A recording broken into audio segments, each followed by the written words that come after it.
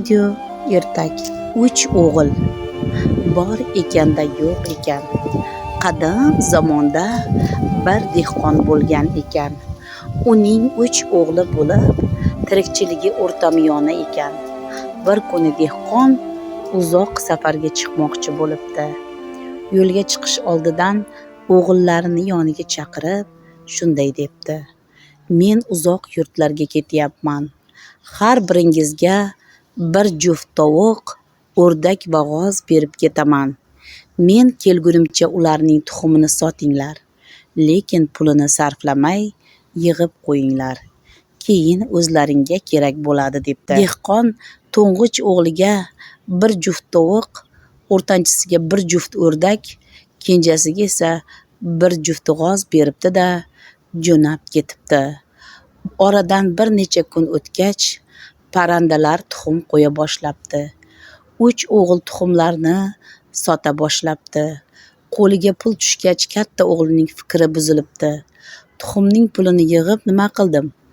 Dadam kelgunimcha yaxshilab o'ynab olay. Dadam kelib tuxumning pulini so'rasa, tovug'ingiz tug'mas ekan deyman, degan xayolga boribdi. O'rtancha o'g'il oldindan o'rdakning tuxumlarini, keyin o'rdaklarni ham sotibdi. 2 aka-uka do'ppisini yarimta qilib yuraverishibdi. Kenja o'g'il esa g'ozning tuxumlarini yig'ib bostiribdi, g'ozlarni ko'paytiribdi, ularning tuxumlarini sotibdi. Ota kelguncha anchagina pul yig'ibdi. Otasi safardan qaytgach, to'ng'ich o'g'lini huzuriga chaqiribdi.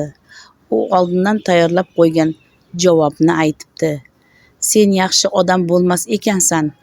Qariganimda kunimga asqotmas ekansan", deya ko'nglidan o'tkazibdi. O'rtancha o'g'lini chaqirgan ekan, u ham yolg'on gapiribdi. "Sen qariganimda menga qarash tugul, o'zingni ham eplolmas ekansan", deya ko'nglidan o'tkazibdi.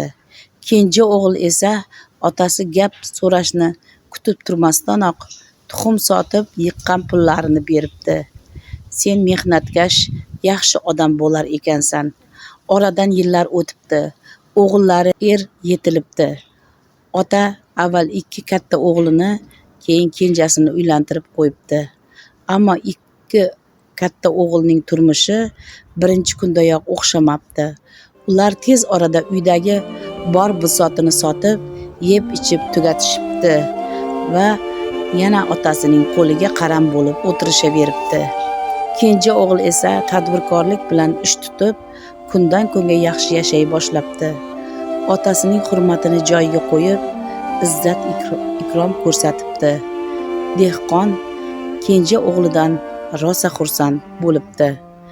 Aziz tinglovchilar, xulosa o'zingizdan.